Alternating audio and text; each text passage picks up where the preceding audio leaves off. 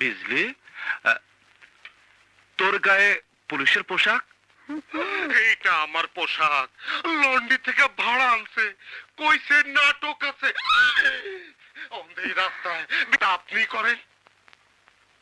বিকেলে এই পোশাক লন্ড্রিতে পৌঁছে যাবে। হাবিলদার সাহেব, এমন কাজ সে আর কোনোদিন করবে না।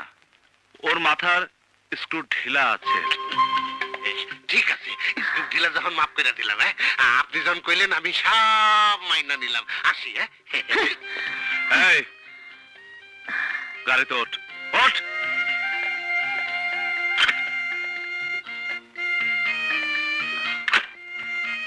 তুমি ওদের সামনে আমার মাথায় স্ক্রু ঢিলা বললে কেন? তোকে পার করার জন্য। আর কখনো এরকম দুষ্টামি করবি না। আজকে আমার বাড়ি পাহারা দিবে। আমি তোমার বাড়ি পাহারা দেবো কেন? যে মেয়ের কাজ নেই তার কাজ হচ্ছে বাড়ি পাহারা দেওয়া। আজকে বাড়ি পাহারা দিবে, ওকে? 15 থেকে 19 বছরের মেয়েদের আমি তোমাকে দিয়েছি।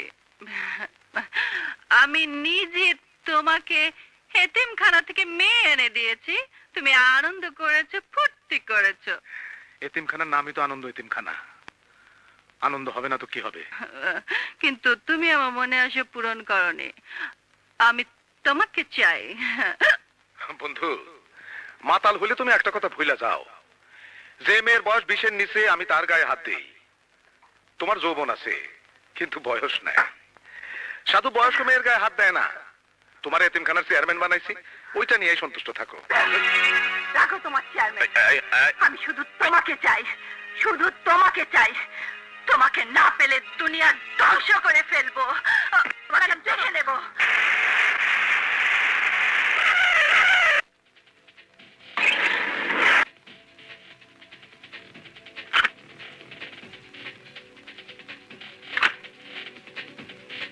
এইখানে আসার জন্য সবাই ধন্যবাদ।